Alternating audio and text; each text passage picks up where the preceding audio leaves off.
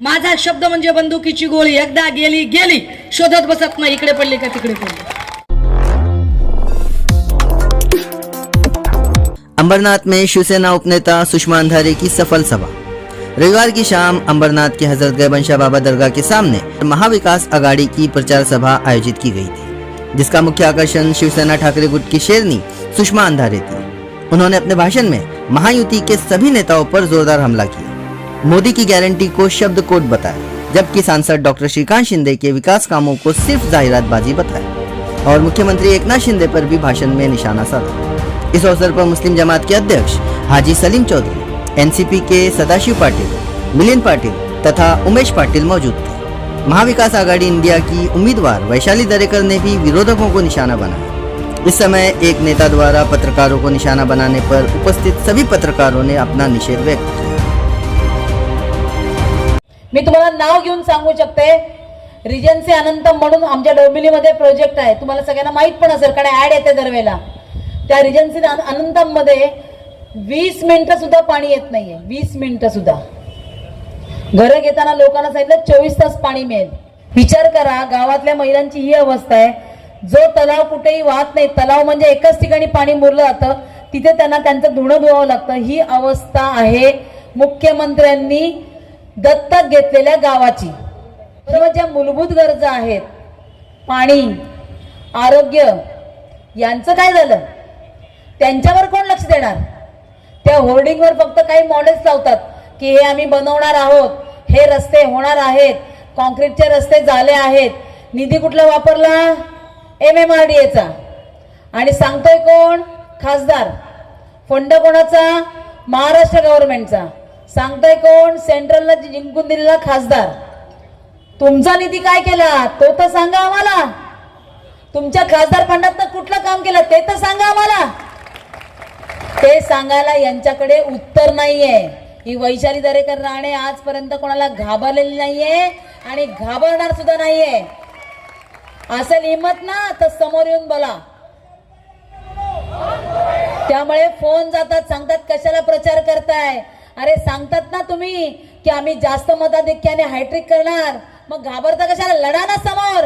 यावेळेला मला खात्री आहे शिवसेना उद्धव बाळासाहेब ठाकरे यांची मशाल लोकसभेमध्ये नक्की पोहोचणार आहे। 20 तारखेला 20 मेला मशालीच्या समोरचं बटन दाबा आणि मला भरघोस मतांनी विजयी करा, ही विनंती मी तुम्हाला करते।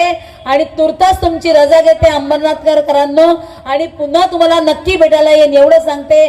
धन्यवाद। जय हिंद, जय महाराष्ट्र, जय भीम।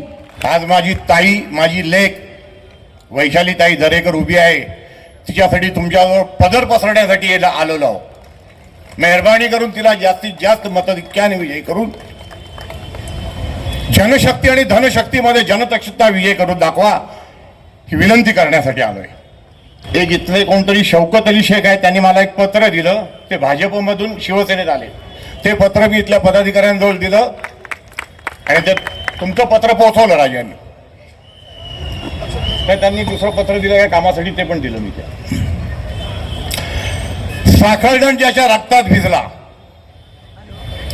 साखळदंड ज्याच्या रक्तात भिजला तिथे साक्षात मृत्यूही थिजला, आणि जो या महाराष्ट्राच्या मातीसाठी आयुष्यभर झिजला, हे मृत्युंजय शंभूराया, मुद्रा फक्त तुझला, मुद्रा फक्त तुझला। आदिशक्तीशी तुळजा भवानी, महाराष्ट्राचा आराध्य छत्रपती शिवराय, वंदनीय सरसेनापती बाळासाहेब ठाकरे यांना अभिवादन करून आज माजी मुख्यमंत्री आमचे उद्धव बाळासाहेब ठाकरे यांच्या आदेशाने या सभेचं आम्ही आयोजन केलं। आणि त्या आयोजनासाठी आमच्या उपनेत्या, आमच्या बहीण, आमच्या ताई सुषमाताई आलेल्या आहेत। त्यांच्यासोबत आमचे सहकारी, आमचे मित्र, दुसरे उपनेते आमचे इथे बसलेले आहेत।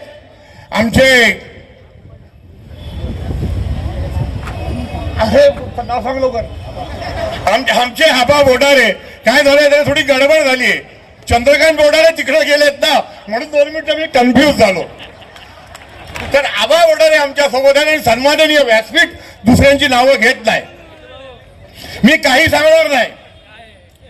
आज यांच्या पायाखालची वाळू सरकलेली आहे आणि यांना घाम फुटलाय. कालपासून वाघाची शेळी नाही मांजर झाली आहे आणि उद्धव साहेबांच्या पाठीमागे उभं राहण्याचे गप्पा करायला लागलेत. अरे उद्धव साहेबांचा जर एवढा मोठा जनसागर आहे तर तुमच्यासारख्या खाजवणाऱ्यांना आम्ही कशाला उभं करू? आम्हाला तुमची गरज नाही. आम्हाला जनता जनार्दनाचे आशीर्वाद आहेत. ज्यांना ज्यांना यांनी वापरलं त्यांना त्यांना यांनी पुसून फेकलं. तुम्ही युट्यूब किंवा व्हॉट्सअप बघत असाल, एवढं एकच उदाहरण देतो. तुम्ही युट्यूब आणि व्हॉट्सअप बघत असाल, संत आणि महंतांनी एक गोष्ट सांगितली का अरे बाबांनो, एका गावात 5-50 घरं होती आणि त्या घरातली काही मंडळी संध्याकाळी आली. त्यांनी सांगितलं की आपल्या विहिरीत 2 कुत्रे मेलेत. काय म्हणाले ते? आपल्या विहिरीत 2 कुत्रे मेलेत. साहेब काय करायचं आता? महाराज आणि मौलवी साहेब झटक्यात 2 जण आपल्या आपल्या धर्मशाळेत गेले आणि दोघांनी 2 तांबे भरून आणले. एकाने सांगितलं हा तांबा आहे ना, थोडं तांब्या भरून हे गंगाजल त्यात टाका. आणि दुसऱ्याने सांगितलं हे जमजम आहे त्याच्यात टाका आणि 10 बाटल्या काढून फेका आणि सकाळपासून वापरायला सुरुवात करा. दुसऱ्या दिवशीची गोष्ट अशी झाली तर ते बिचारे पुन्हा आले आणि म्हणाले साहेब सगळं आम्ही केलं महाराज आणि मौलवी, पण त्या पाण्याचा काय वास जात नाही. तर दोन्ही पंडितांच्या मौलवीच्या तोंडून एकाच वेळेला उत्तर निघालं का अरे त्या विहिरीचे 2 कुत्रे पडले होते ना, ते तुम्ही काढून फेकले का नाही? काय म्हणाले ते? जे दिल्लीत 2 कुत्रे बसलेत ना, ते तुम्ही फेकून काढले की नाही? ते तुम्हाला फेकून काढायचे माझ्या राजांनो. आणि त्याच्यासाठी कटिबद्ध व्हा आणि कामाला लागा. रजा घेताना इतकं सांगीन का मंदिर मस्जिद चर्च गुरुद्वाराचा राखून या मान. मंदिर मस्जिद चर्च गुरुद्वाराचा राखून या मान आणि शिवाच्या या भगव्याखाली निवडून आणू मशाल मशाल मशाल. धन्यवाद. जय हिंद, जय महाराष्ट्र. सध्या तरी महाराष्ट्रातलं वातावरण प्रचंड बदललेलं आहे. लोकांच्या मनात कमालीचा राग आहे. महागाई असेल, बेरोजगारी असेल, महिला असुरक्षा असेल आणि त्यातही महत्त्वाचं पुढापुढीचं राजकारण, महाराष्ट्राला अस्थिर करणारं राजकारण हे लोकांना अजिबात आवडलेलं नाही आहे. त्यामुळे लोक या विरोधात आपला राग मतपेट्यात व्यक्त करतायत. 2 टप्प्यात असा व्यक्त झालेला आहे आणि मला खात्री आहे की निश्चितपणे महाविकास आघाडीचा एक अत्यंत शानदार असं एकूण परफॉर्मन्स तुम्हाला 4 जुलै. वैशाली वेरेकरांना प्रचारासाठी आपण इथे आलात, त्यांना मतदान करण्यासाठी आपण काय आवाहन करू इच्छिता? ते आवाहन मी आता पूर्ण भाषणात केलेलं आहे.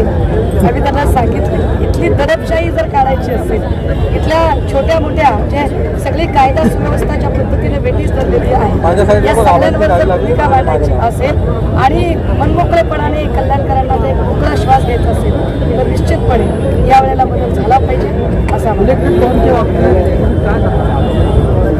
इलेक्ट्रल बॉन्ड असेल किंवा इथले जे वेगवेगळे आतापर्यंतचे स्कॅम या सगळ्या स्कॅम मोदीजींनी अजूनही समाधानच उलट इलेक्ट्रल बॉन्ड सारखा या देशातला सगळे मोठा घोटाळा ज्या भाजपाने केला त्याच घोटाळ्यातनं आलेल्या पैशात आमदार खासदारांची जी खरेदी विक्री चालू आहे ही खरेदी विक्री महाराष्ट्राची जनता आहे आणि संबंध भारत अजिबात सहन करणार नाही. सुप्रिया सुळेंची पर्स उचलून मोठ्या झालेल्या महिला त्या आज आपल्याला व्हिडिओ दाखवतात, एक काय फोटो दाखवतात आपल्या जाहिरातीमध्ये साहेब. एवढ्या क्षुल्लक लोकांवर नाही.